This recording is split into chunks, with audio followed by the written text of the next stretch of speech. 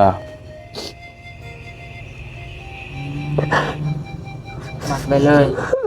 ถ้าบ่มัดแล้วสิสักแล้วสิตกเตียง แบบบ่ได้สติแล้วบ่แม่ แม่บ่ได้กินข้าว3 มื้อแล้ว อ๋อ น้องก็ให้แม่ จนแล้วดิบัดนี้ เพราะว่ามันขลังน่ะมันทำงานบ่ได้เบิด2ครั้งว่ามันขลังกับไตอ่ะเดียวกันบ่ แม่หยุดทำงานเลย แม่แล้วมื้ออื่นนี่เพิ่นอยากพอกว่ะได้ก็พอกได้สมมาว่าแม่เอาสิอื่นจะมีเงินมีคำเท่าใดแม่บ่มีแล้ว อ๋อ บ่มีเลยลูกผู้นั้นน่ะเป็นอะไรกับชีวิตของอ้ายเฮาไปหากู้หายืมไปเด้นะ อ๋อ แม่บ่ว่าสิขายหยังงัวก็มีตัวเดียวหลายตัวอยู่แต่เลี้ยงงัวเพิ่น เด้อ เพิ่นพ่อนี่เพิ่นสิเอาน้ำผู้ใด เพิ่นยังได้7 ล้านอยู่นะก็ให้อยู่นะเพิ่นเฮ็ดแม่ให้อยู่เฮ็ดแม่ จะให้ นี่ความสิว่า มาฝากพอได้สู่ลูกกินเนาะ โดยขอบใจเลย อี ค่ะ ตนสงสารบ่ใส่ใจเล็กๆน้อยๆเด้อทางเฮาก็บ่มีหลาย โดยสา โดย ธุ ครับ เด้อ ตอนนี้เจ้าของเฮือนเพิ่นก็มาแล้วเนาะนี่แหละสภาพเพื่อนซ่านบ้านซองเนาะก็แตกต่างจากเพื่อนหลังอื่นๆหลายหลังเพียงก็แม่คือกับน้องนิวว่าจนที่สุดในหมู่บ้านน้ำกระถ่วมเนาะบ้านเพื่อนซ่านบ้านซอง เฮ้ยลูกน้อยเจ้าคือบ่เอาลงมานั่งกันซะ โดยเจ้าจุ๊บเอามาอีหน้ามา อีนั่งมัน3คนน่ะก็มากันแล้วก็ได้มานั่งกันเวลากินข้าว เอามาติก็มา นี่แหละเป็นจะอยู่จากคนพื้นที่ก็อับสูนเนาะเป็นพื้นที่ต่ำ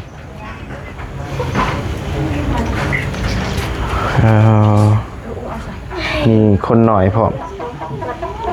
เอาสบายดีเด้อเอ้ย เจ้าสบายดี เนาะเอาเจ้าเป็นเจ้าของเฮือนซะบ่โอ้อันนี้เป็นเฮือนแม่อีกเท่านึง นี่ไปเลยปะคือบอก นี่อันแหละเจ้าคมมาครับอันเดียวมาโอเคอยู่จะค้นสะเฮือน ไม่เท่าอยู่ผู้เดียว เท่าอยู่คนเดียว แม่นแต่เก่าหันอยู่กับพ่ออันนี้ผู้เสียหัน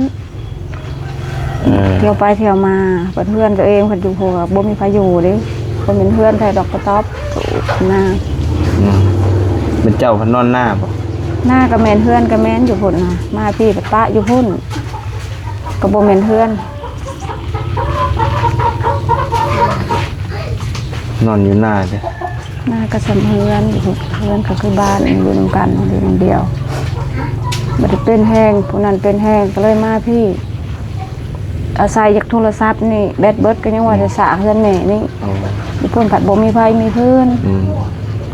เป็นลูกชายบ่ แม่น ป่วย กกเลย เพิ่นป่วยดนแล้วบ่ เป็นน้ำหลังพอเสียประมาณ2 เดือนหรือเดือนปลายนี่แหละ พ่อก็เสียอีก โดยพอเสียถึกปีใหม่สงกรานต์ เพิ่นเป็นหยังจังเสีย เป็นพยาธิตับแน่แล้วก็ท้องไข่แข้งขาบวมเบิดไข่บิดีออยน้ำขาดเลือดน้ำเพิ่นเอา เสีย แม่น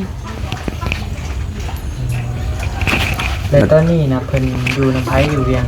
ไปเบิ่งเพิ่นเด้ อยู่น้ำน้องชาย โอ้อยู่กับผสมบ่ แม่นอยู่กับสมพงษ์กับผู้สาวผู้หนึงไปเผาแม่นี่เลยหาให้ไปซอยแหน่แม่อยากไปก็ฆ่าผู้น้อยนี่กับชุมนี่ได้ไปสิเบิ่งเขา โอ้ค่าอันนี้อีก แม่น ผู้น้อยนี่ลูกเจ้าอยู่บ่ แม่น ว่าง่ายถือท่องอยู่แล้วก็ทั้งพ่อก็เสียเลยนะบ่เป็น ทั้งผู้ผัวก็เสียเลยก็ตอนเสียเนี่ยก็เข้ามาอยู่เฮาก็ได้ก็เข้ามาเบิ่งมาแย่งนำอยู่แต่ก็บ่ได้ถ่ายคลิปลงไป โดยเราก็ให้แล้ว หายแล้วมันก็พอมาเสียลูกก็มาเป็นใส่ อยู่ก็เป็นหนัก ไง เนาะ เสาหลักก็คือหมอนี่เนาะ เห็น กำลังสิเป็นครูเป็นคนนะฮะแต่ซิกขาวออกมาจากวัดจากว่าแล้วก็มาสร้างเนื้อสร้างโตแหละพี่น้องเอ้ยเนาะแล้วก็ เนาะ บัดนี้โลกให้มันก็บ่ปราณีภัยนะพี่น้องเนาะมันก็เกิดขึ้นทั้งครอบครัวเพิ่นบัดนี้ฮู้จักในชื่อว่าฮู้จักในชื่อสอนพี่น้องเอ้ยเนาะเอาก็ยังคนซ้ํนี้เอาฮู้ในสอนเนี่ย โอ้นี่เด้อพี่น้อยลาว มัดไว้เลย ถ้าบ่มัดแล้วสิสักจักเลยสิตกเตียง แบบบ่ได้สติแล้วบ่แม่ แม่นบ่ได้กินข้าว3มื้อแล้ว อ๋อ เห็นรูปลูกเห็นคลิปลูกกันหาย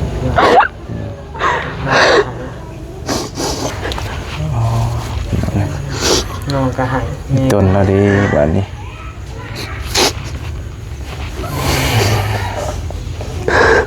ให้แต่ผู้ใหญ่ผู้เดียวอันนี้ก็เป็นแนวนี้ซ้ำ ผู้สิเป็นเสาหลักเนาะ แม่เห็น ผู้สิหาเลี้ยงครอบเลี้ยงครัวก็มาล้มซ้ำอ๋อ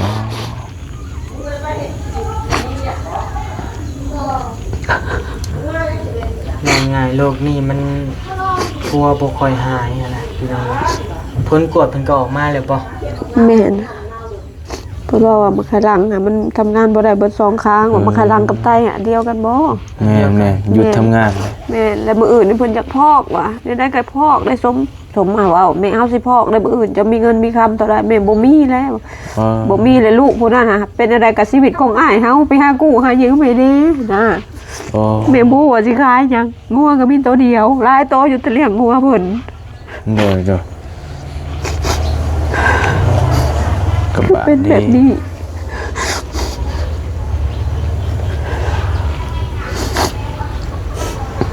เป็นกระต่ายหลังกันเป็นแล้ว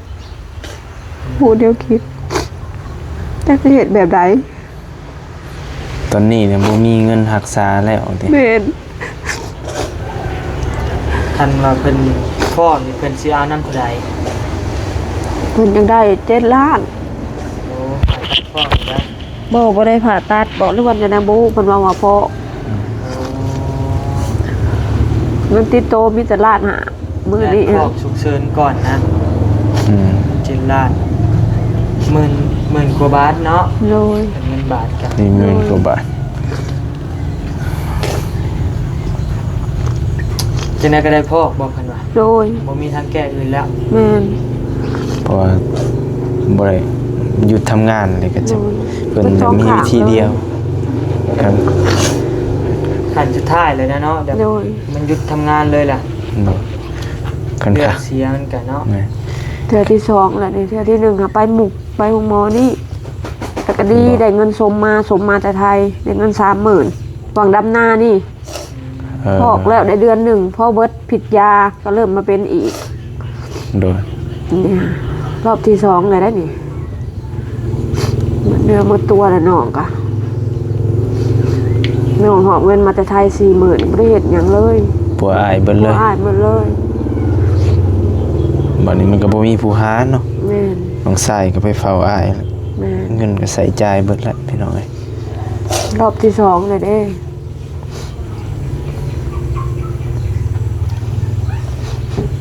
เป็นยังไงเนาะ มรสุมลุมเรา ถ้าเพิ่นได้มานั่งถามกันนี่ก็บ่ได้ฮู้นะพี่น้องเอ้ยเนาะว่าความทุกข์ภายในมีแน่เนาะบ่นางเป็นหยังจังไห้คือที่ต้นอ้ายบ่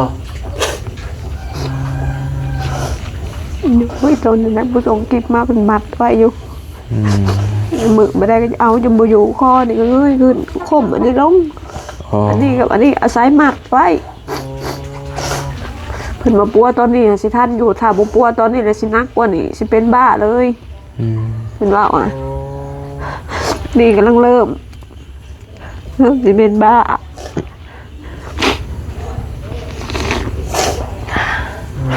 เขาปะ3 มื้อแล้วน้ำก็บ่ได้กินข้าวก็บ่ได้กิน เออ กินแล้วบ่ได้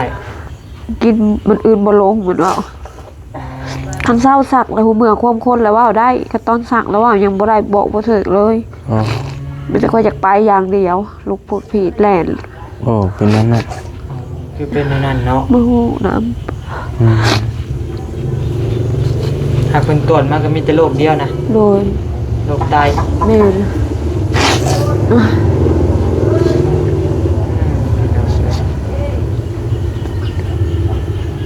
แล้วบัดนี้แล้วเพิ่นสิเฮ็ดได้บ่มีเงินมีคำสิเฮ็ดได้สิวางแผนกันแนวใด โอ้โหแนวสิเฮ็ดไปเข้าห้องหมอนี่ก็มีแต่เงินล้านหาอยู่ในน้องเพิ่นว่าแม่เนี่ยนะเฮาก็อยากพอกให้เจะไปกู้ไปยืมใช้ไปหมื่นๆไผสิให้เจ้าบ่มีหยังบ่มีแล้วมีงัวตัวเดียวอ่ะนะตัวน้อยๆนี่ขายก็สิได้เท่าไหร่ อืม อันได้ฟอกมาก็สิได้พอตลอดชีวิตอีกบัดนี้ แม่น ตัวนั้นนี่ ตรงนั้นแฮงค่าใช้จ่ายหลายบาท คำเฮาบ่พอกไปได้คนพอกไปแล้วบัดมื่นตาปากเว้าอยู่บ่ร้อยคือคนบ่ได้เป็นหยังนี่ อืม พอมื้อฤทธิ์ยาก็เอาแบบนี้แหละนี่เป็นวังหนึงนี่บ่ได้ถึงขั้นว่ามัด โดย พ่อแม่อยู่นำบ่แม่นพ่อแท้ดอกพ่อเฒ่าหั่นแหละไม่เฒ่าแล้วก็ข่อยนี่ผู้นี้เอาให้ อืม เป็นในห้องหมออันนี้ใครแน่แล้วคุณเอาไปมุกหวังดำนาเนี่ยมาแต่หมกอยู่ได้ทิศ2ทิศแม่เอ้ยเฮาแกงแฮงเขาเมื่อเวียกแล้วเด้อเมื่อเวียกกำลังเชื่อมเล็กเสื่อมหลาเพิ่นว่าโทรมาเป็นอีกแล้วเพราะว่า อืม อยู่เดือนบ่ทันได้ออกต้องหาก็เฮ็ดเวียกไผสิจ่ายให้เจ้าจ่ายสำนักงานเจ้าและร้านหาแล้วก็พากันไปห้องหมอหั่น อืม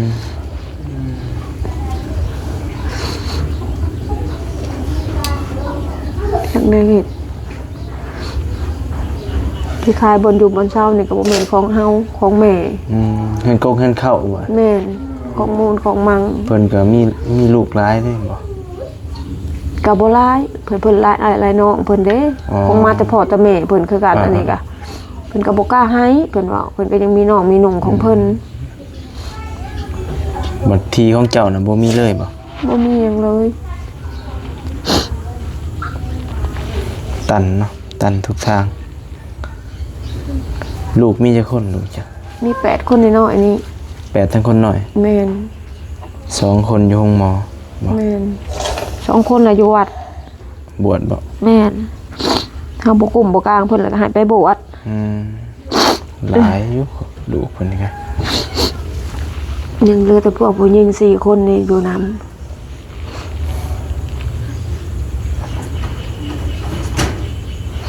ให้หมดมื้อเอาซื่อๆมื้อนี้แหละหนักจนได้ผูกไว้ เข้าห้องหมอได้จักมื้อแล้ว 3 คืนมื้อแรง 3 คืน แม่น โอ้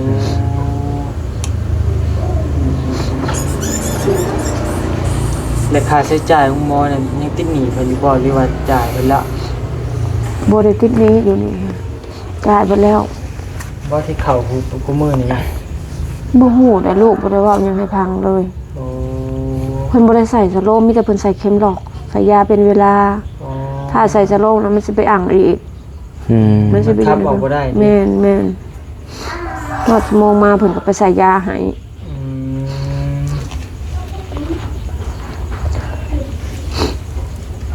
7 ล้านติค่าเพิ่นเฮ็ดนะ แม่น แล้วคะแนนได้เงิน7 ล้านขึ้นไปเลยบ่เจ้าเรือว่าแนวใดสิขึ้นบ่ได้สิได้พากน้องอีกติ โดย อืม ขึ้นบ่ได้เลยนี่เพิ่นบ่ให้ขึ้นผู้ลูกขึ้นมาจากบ่ได้ยังเฮ็ดยังได้ดอกไม้เอ้ยน้องไผสิเบิ่ง อืม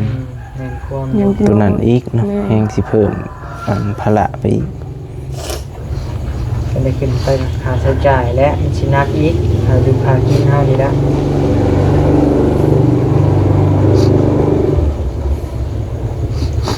เนี่ยพี่น้องเลยเนาะ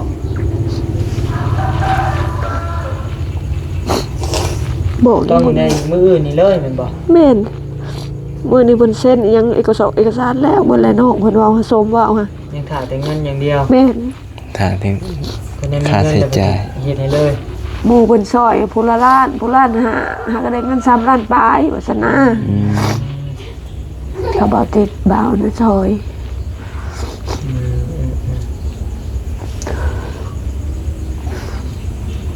เป็นจังได๋พี่น้องเนาะใครแต่บ่ให้เนาะน้อยๆก็ หมู่อยู่ สออยู่บ่ อืม แต่ก็เอามาสอบ โอ้ เดี๋ยวบ่สอบสาธุว่าจังว่าบ่สอบที่นอนพี่ดำมื้อนี้เมื่อหน้าบัดแบตเฮาหมดสิสาไปใช้เฮาแต่โทรศัพท์น่ะจนไอ้น้องแซดมา โทรมาพี่ แม่ จากสิซอยจังได๋เฮาก็มีบ่หลายคือกัน บุเนี่ยสิ หนักใจคือการเฮาก็ได้แต่บ่ฮู้ความซอย อี นะ ต้น พี่ก็จะโกไปข้อโง่ออก เมื่อยให้เมื่อยห้องแล้วเราก็ เมื่อหน้าก็ให้อยู่นะเลือดเมย์ให้อยู่เลือดเมย์ เดี๋ยวจะให้ ฮู้ความสิว่าพี่น้องเอ้ย ก็พ่อยังอยู่ใครพ่อกับโบบี้แถมลูกมาเป็นใส่แบบนี้อีก ผู้ที่เป็นเสาหลักกระจากไปมันเป็นผู้ที่ครึ่งครอบครัวกับมาล่มอีก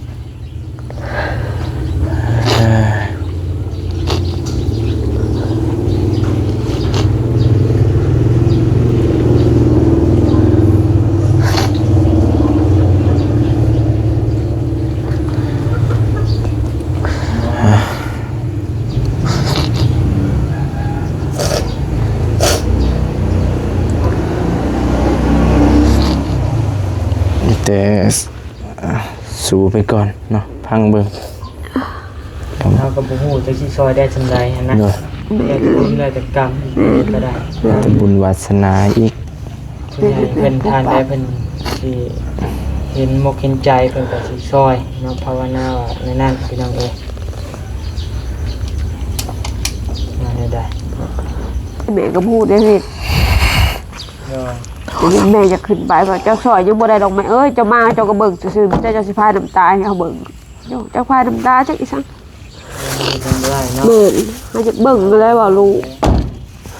ไม่ได้เนาะสิสู้ได้ไหมเด้อ โอ้ยโดย โอ้โหความสิซอยก็และ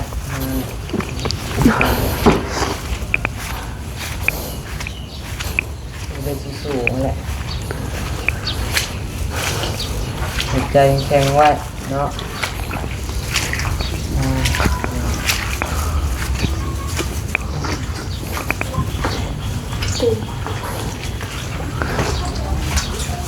อ้าวโอเคเดี๋ยวเนาะบ่มีกะบ่มีหลายสิสวยเพิ่นเนาะแต่ว่าเฮาซื้อของกินเนาะซื้อปิ้งหมูเด้อมาฝากพอได้สู่ลูกกินเนาะ โดยขอบใจเลย อี ค่ะ ต้นสงสารมาจากความสีสวยจังได๋พี่น้องเนาะบ่มีแต่บ่มีหลายมีพอได้สิกินสิอยากแต่ก็สิซอยเพิ่นก่อนเนาะพอได้บางทีถ่ายจ่ายเล็กๆน้อยๆเด้อทางเฮาก็บ่มีหลาย โดยสาธุเด้อหาเจ้าอยู่ดีมีแฮงเด้อสร้างลูกผู้คืนทานมาเช้าให้ไหลเข้ามื้อแรงเด้ออายุมันควรยืนสาธุ สาธุ โอ้ย ลูกชายก็ให้สวงให้เศร้าเนาะให้มีทางแกะไว้ๆเด้อ โดยให้ ปกปักรักษา มีแนวนำพาให้ไปสู่ทางที่ดีเด้อ โดย หายวันหายคืนซะ แม่นบ่นี้ก็คือการเด้อให้อายุมัน โดย คนยืนเจ็บใจไข้อย่ามีร่ำรวยเด้อสา โดยเอาทางเฮาก็สิขอตัวกลับก่อนบัดนี้เด้อ โดย สู้ๆเนี่ยใดก็สิเข้ามาเยี่ยมมายามใหม่เด้อแม่เด้อ โด เด้ ย อ เอาโอเคพี่น้องเนาะทางบ่มีก็ขอตัวจบคลิปก่อนวันนี้เนาะจะได้กับภาพพิจารณากันกับอีต้นสงสารเนาะเพิ่นก็ เงินบ่าว500,000 ทา กี ง บนี่ ตัน ก็เอามีซื้อข้าวเอา มีทางไปต่อเนาะจึงได้ขอความช่วยเหลือเนาะท่านใดที่ว่ามีใจดีมีเมตตาก็อยากช่วยเหลือเพิ่นก็ ซื้อข้าวเนาะเพิ่น จังว่ากันนี่เนาะก็สิเข้ามาหาเพิ่นกับอีต้นเนาะ ใจเลย เพิ่นก็ ข้าวตัวเองกิน ชีวิต แล้ว เนาะเอาพอกันใหม่คลิปหน้า ก็ได้ เนาะ ข้าวได้ บ่ เพิ่ มี น ก็ ขอตัวไปเวียกต่อก่อนไหมเนาะสบายดีเด้อ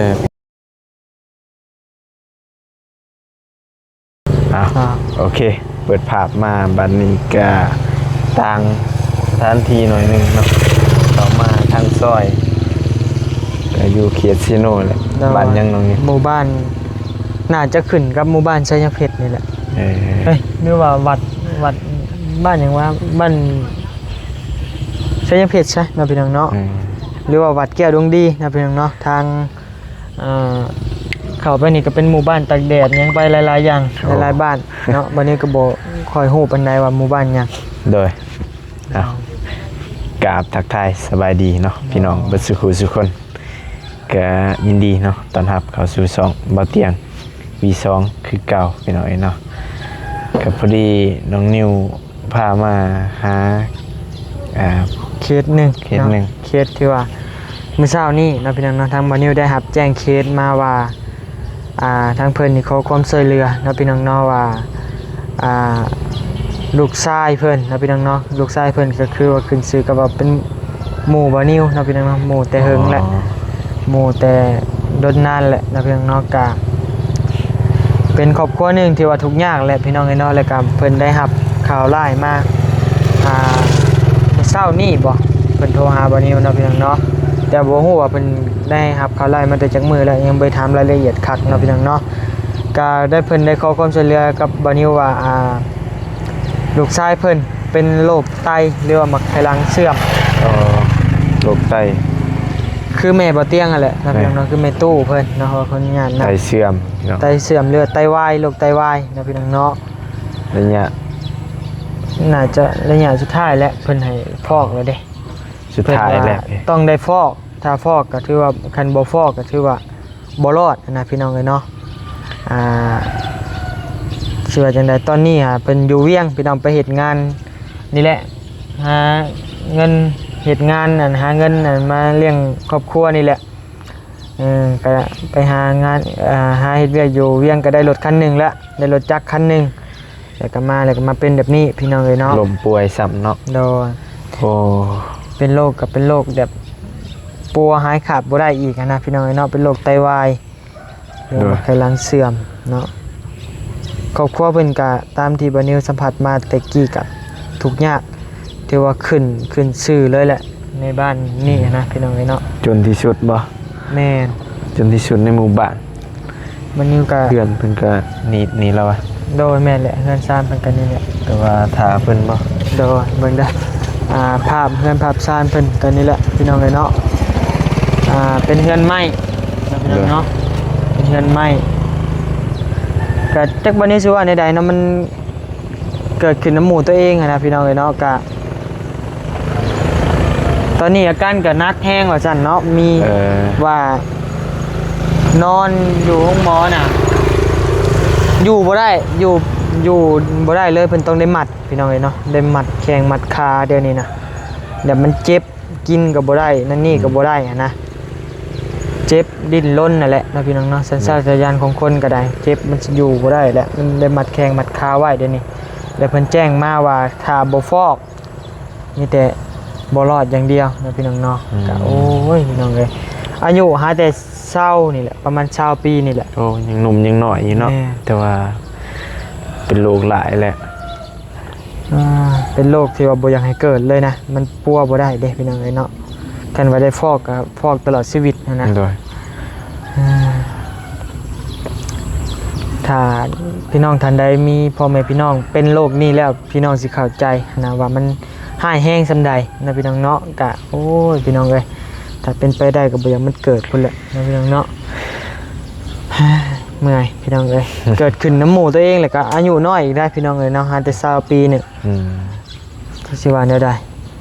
เว้าบ่ออกซอกบ่เข้าบ่นิ้วก็ได้อีต้นหมู่นะเพราะว่าบ่นิ้วฮู้อยู่แก่ใจว่าครอบครัวนี้เพิ่นก็บ่ได้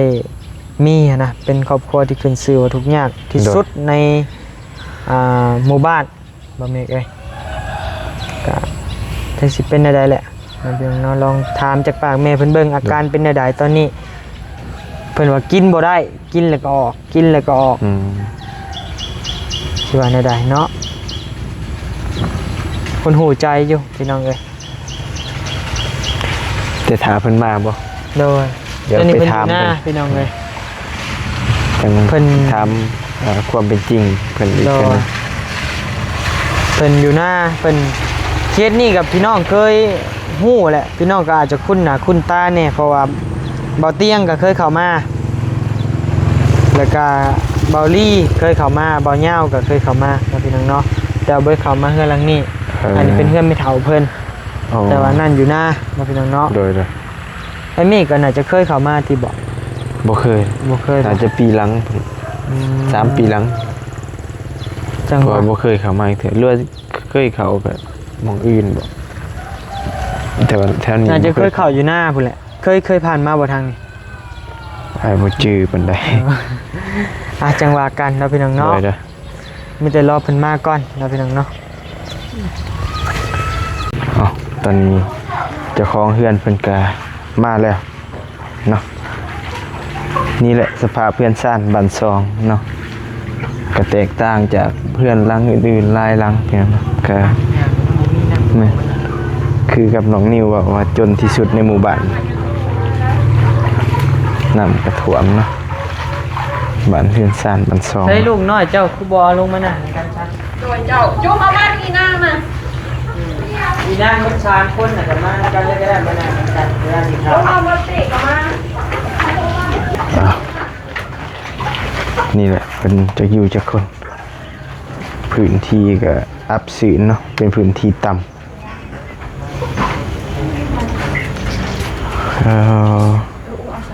มีคนหน่อยพร้อมเอาสบายดีเด้อเอ้ย เจ้าสบายดี เนาะ หนอ เอออ่ะเจ้าเป็นเจ้าของเฮือนซะบ่โอ้อันนี้เป็นเฮือนแม่อีกเท่านึง โดยนี่ไปได้ปะ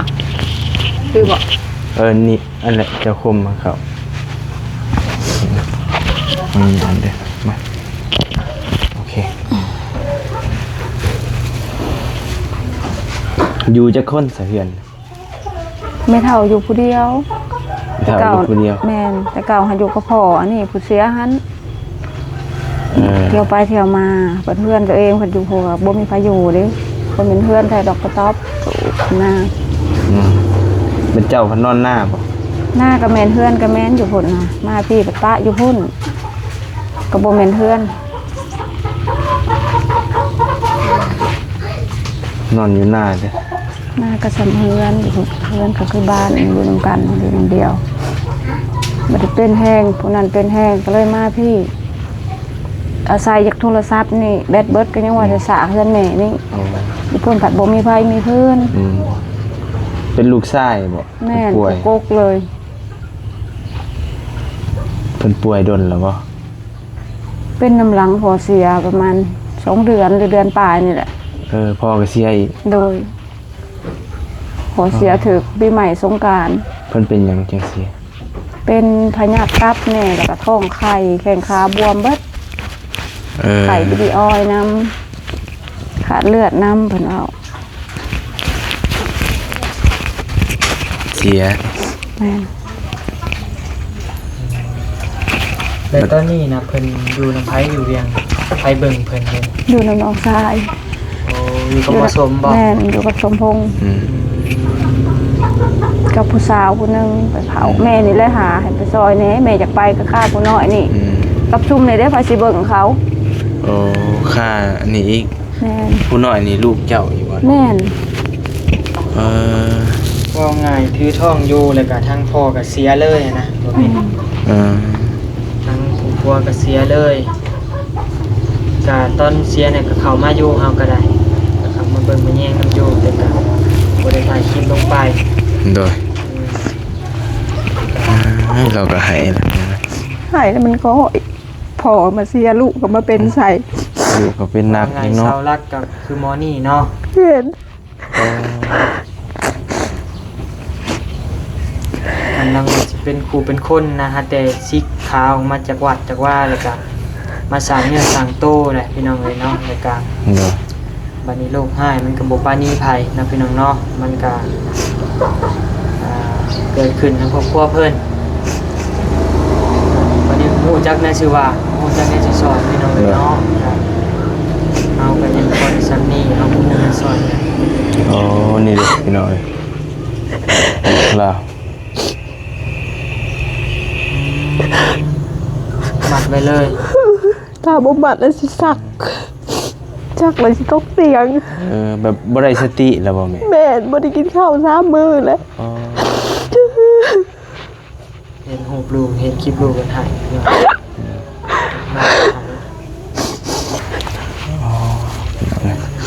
น้องก็หายแม่ จนแล้วเดิบัดนี้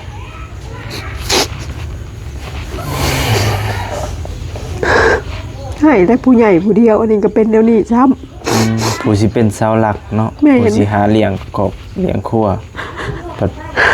มาล้มซ้ำอ๋อ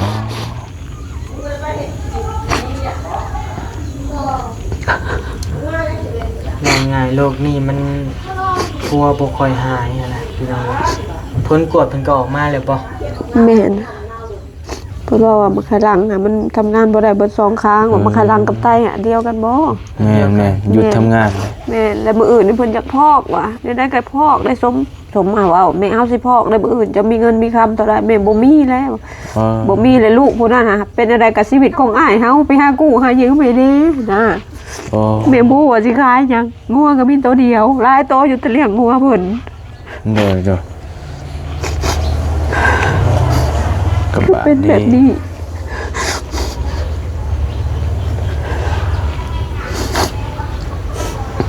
เป็นกระต่ายหลังกันเป็นเนาะผู้เดียวคิดจักสิเฮ็ดแบบใด ตอนนี้เนี่ยบ่มีเงินรักษาแล้วติ แม่น คันว่าเพิ่นพ่อนี่เพิ่นสิเอานำเท่าใด เพิ่นยังได้7 ล้าน โอ้ให้พ่อได้ บ่ได้ผ่าตัดบ่หรือว่าจะนำบ่เพิ่นว่าพอเงินติดโตมีแต่ล้านหามื้อ และ นี้ พอกฉุกเฉินก่อนนะ อืม 7 ล้านหมื่นกว่าบาทเนาะ โดย เป็นเงินบาทกัน นี่หมื่นกว่าบาท จังได๋ก็ได้พ่อบอกเพิ่นว่า โดย บ่มีทางแก้อื่นแล้ว แม่น เพราะว่าบ่ได้หยุดทำงานเลยก็จะเพิ่นจะมีวิธีเดียวครับ ขั้นสุดท้ายเลยนะเนาะเดี๋ยว โดย มันหยุดทำงานเลยล่ะ บ่คัน เลือ ค่ะ ดเสียมันก็เนาะ แม่ เทื่อที่2แล้วนี่เทื่อที่1ค่ะไปหมุกไปโรงหมอนี่แต่ก็ดีได้เงินสมมาแต่ไทยได้เงิน 30,000หวังดำนานี่พอกแล้วได้เดือนหนึ่งพอเบิดผิดยาก็เริ่มมาเป็นอีก โดย เนี่ยรอบที่2เลยได้นี่เนื้อหมดตัวแล้วน้องกะน้องหอบเงินมาแต่ไทย 40,000บ่ได้เฮ็ดหยังเลย ปัวอายเบิดเลย บ่อ้ายหมดเลย บัดนี้มันก็บ่มีผู้หาเนาะ แม่น น้องชายก็ไปเฝ้าอายแล้ว แม่น เงินก็ใส่จ่ายเบิดแล้วพี่น้องเอ้ย รอบที่2เลยเด้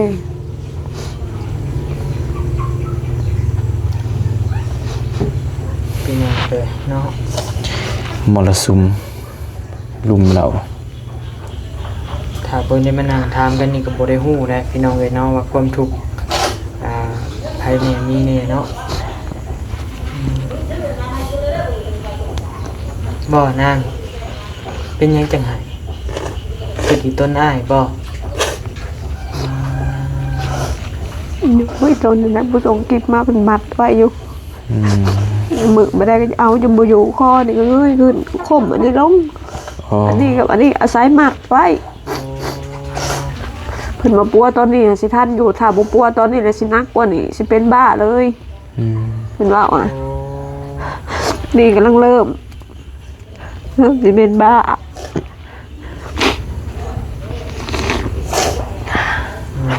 เขาบ่ปะ3 มื้อแล้วน้ำก็บ่ได้กินข้าวก็บ่ได้กิน เออ กินแล้วบ่ได้ กินมันอื่นบ่ลงเหมือนว่าคันเศร้าสักแล้วหูเมื่อความคนแล้วว่าได้คันตอนสักแล้วว่ายังบ่ได้บอกบ่ถึกเลย อ๋อ มันจะค่อยอยากไปอย่างเดียวลูกพูดผิดแล่น โอ้เป็นนั้นน่ะ คือเป็นอย่างนั้นเนาะ บ่ฮู้น้ อืม หากเพิ่นตรวจมาก็มีแต่โรคเดียวนะ ำโดย โรคไต แม่น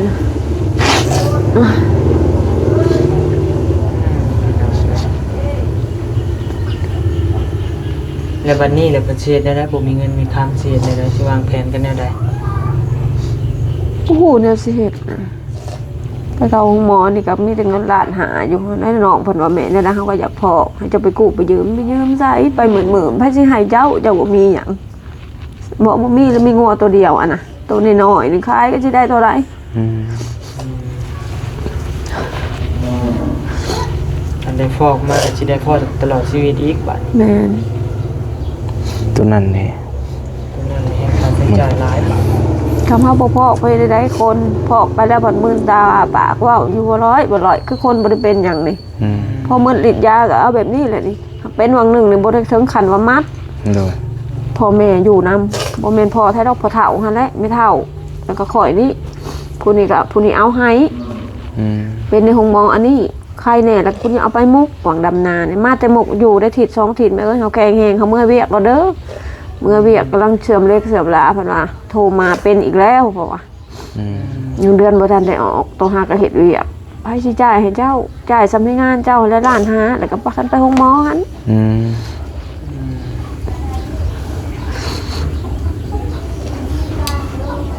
จังได๋เฮ็ดที่ขายบนอยู่บนเช้านี่ก็บ่แม่นของเฮาของแม่ อืมเงินกงเงินเข้าบ่ แม่นของมูลของมัง เพิ่นก็มีลูกหลายเด้บ่ ก็บ่หลายเพิ่นหลายหลายน้องเพิ่นเด้ อ๋อ คงมาแต่พ่อแต่แม่เพิ่นคือกันอันนี้ก็เพิ่นก็บ่กล้าให้เพิ่นว่าเพิ่นก็ยังมีน้องมีหนุ่งของเพิ่น บัดทีของเจ้าน่ะบ่มีเลยบ่ บ่มีหยังเลย ตันเนาะตันทุกทาง ลูกมีจักคนลูกจ้ะ มี8คนน้อยๆนี่ 8ทั้งคนน้อย แม่น 2คนอยู่ห้องหมอบ่ แม่น2คนน่ะอยู่วัด บวชบ่ แม่นเฮาบ่กลุ่มบ่กลางเพิ่นแล้วก็ให้ไปบวช อืมหลายอยู่ลูกเพิ่นนี่ก็ ยังเหลือแต่พวกผู้หญิง4คนนี่อยู่นำ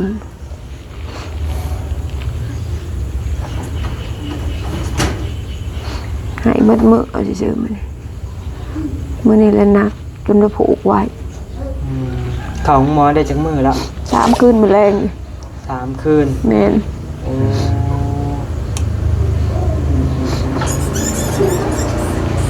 และค่าใช้จ่ายของหมอนั่นยังติดหนี้เพิ่นอยู่บ่หรือว่าจ่ายไปแล้ว บ่ได้ติดหนี้อยู่นี่จ่ายไปแล้ว บ่ที่เข้ากูมื้อนี่นะ บ่ฮู้ได้ลูกบ่ได้เว้าหยังให้พังเลย โอ้ เพิ่นบ่ได้ใส่สโลมมีแต่เพิ่นใส่เข็มหลอกใส่ยาเป็นเวลา โอ้ ถ้าใส่สโลมนะมันสิไปอั่งอีก อืม มันสิไป ขับออกบ่ได้นี่ แม่นทอดชั่วโมงมาเพิ่นก็ไปใส่ยาให้ อืม7 ล้านติค่าเพิ่นเฮ็ดนะ แม่น แล้วคะแนนได้เงิน7 ล้านขึ้นไปเลยบ่เจ้าเรือว่าแนวใดสิขึ้นบ่ได้สิได้พากน้องอีกติ โดย อืม เพิ่นบ่ได้แล้วนี่เพิ่นบ่ให้ขึ้นผู้ลูกขึ้นมาเจ้าก็บ่ได้ยังเฮ็ดหยังได้ดอกแม่เอ้ยน้องไผสิเบิ่ง อืม แม่นความ ยัง ตัวนั้นอีกเนาะ แม่ แฮงสิเพิ่มอันภาระไปอีก ก็ได้ขึ้นไปค่าใช้จ่ายและมันสิหนักอีกค่าอยู่ค่ากินเฮานี่ละ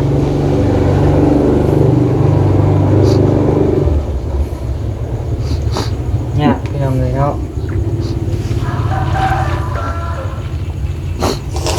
บอก ต้องในมื้ออื่นนี่เลยแม่นบ่ แม่นมื้อนี้เพิ่นเซ็นอิหยังเอกสารแล้วเบิ่แล้วน้องเพิ่นเว้าให้สมเว้าฮะ ยังถ่าแต่เงินอย่างเดียว แม่น ถ้าถึง ก็ได้มี ค่า เงิน ใช้ แล้วก็ จ่าย เฮ็ดให้เลย หมู่เพิ่นซอยผู้ละล้านผู้ล้านหาก็ได้เงิน3ล้านปลายว่าซั่นนะ อืม เขาบอกติดบ่าวนะซอย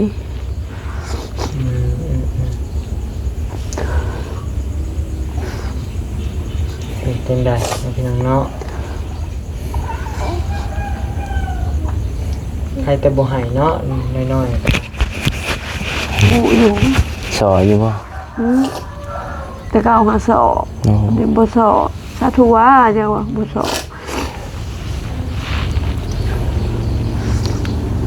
ที่นอนพี่แต่มื้อนี้เมื่อหน้าพัดแบตเฮาหมดสิสาไปใช้เฮาแต่โทรศัพท์น่ะจนไอ้น้องแซดมา โทรมาสิ แม่น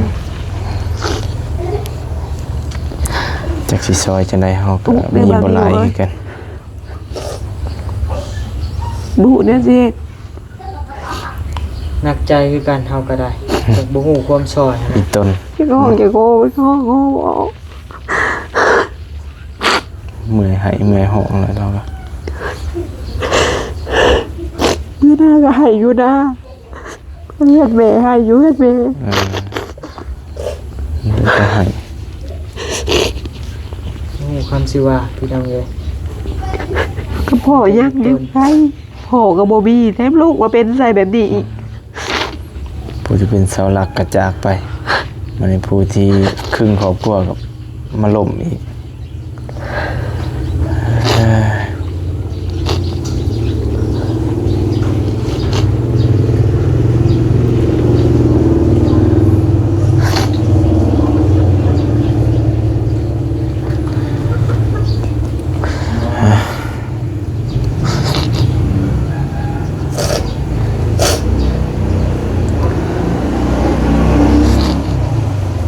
แต่สู้ไปก่อนเนาะพังเบิ่ง เราก็บ่ฮู้จะสิซอยได้จังไดหันนะ เนาะ แต่บุญเลยแต่กรรมก็ได้ แต่บุญวาสนาอีก ส่วนใหญ่เพิ่นทานได้เพิ่นสิเห็นมกเห็นใจเพิ่นก็สิซอยเนาะภาวนาว่าในนั้นพี่น้องเอ้ยมาได้ แม่ก็พูดได้เฮ็ด ก็ แม่จะขึ้นไปว่าเจ้าซอยอยู่บ่ได้ดอกแม่เอ้ยเจ้ามาเจ้าก็เบิ่งซื่อๆเจ้าจะสิพายน้ำตาให้เขาเบิ่งเจ้าพายน้ำตาจักอีสัง มีทำได้เนาะ เบิ่งให้จักเบิ่งเลยว่าลูก ไม่ได้เนาะสู้ๆได้ไหมเด้อ โอ้ยโดย โอ้โหคนซอยจ้ะและ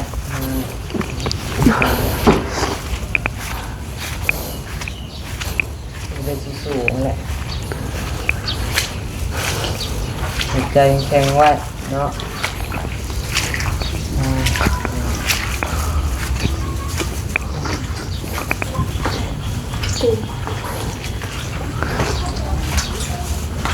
โอเคเดี๋ยวเนาะบ่มีกะบ่มีหลายสิสวยเพิ่นเนาะแต่ว่าเฮาซื้อของกินเนาะซื้อปิ้งหมูเด้อมาฝากพอได้สู่ลูกกินเนาะ โดยขอบใจเลย อี ค่ะ ต้นสงสารบ่จักความสีสวยจังได๋เนาะเนาะบ่มีก็บ่มีหลายมีพอได้สิกินสิอยากแต่ก็สิซอยเพิ่นก่อนเนาะพอได้บางทีใช้จ่ายเล็กๆน้อยๆเด้อทางเฮาก็บ่มีหลาย โดยสาธุเด้อให้เจ้าอยู่ดีมีแรงเด้อสร้างลูกผู้คืนทานมื้อเช้าให้ไหลเข้ามื้อแรงเด้ออายุมันควรยืนสาธุ สาธุลูกชายก็ให้สวงให้เศร้าเนาะให้มีทางแกะไว้ๆเด้อโดยให้มีแนวนำพาให้ไปสู่ทางที่ดีเด้อหายวันหายคืนซะ แม่นบ่นี้ก็คือกันเด้อให้อายุมันคนยืนเจ็บใจไข้อย่ามีร่ำรวยเด้อสา โดยทางเฮาก็สิขอตัวกลับก่อนบัดนี้เด้อสู้ๆในใดก็สิเข้ามาเยี่ยมมายามใหม่เด้อแม่เด้อโดยโอเคพี่น้องเนาะทางบ่มีก็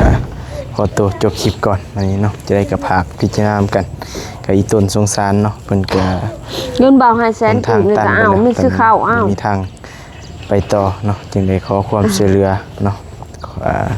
ท่านใดที่ว่ามีใจดีมีเมตตาก็อยากช่วยเหลือเพิ่นก็ ซื้อข้าวเนาะเพิ่น จังว่ากันนี่นะเนาะก็สิเข้ามาหาเพิ่นกับอีต้นเนาะ ใจเลย เพิ่นก็ ข้าวตัวเองกิน ชีวิตเนาะพอกันใหม่คลิปหน้า ก็ได้ข้าวได้ บ่ เพิ่ มี น ก็ขอตัวไปเวียกต่อก่อนไหมเนาะสบายดีเด้อพี่น้อง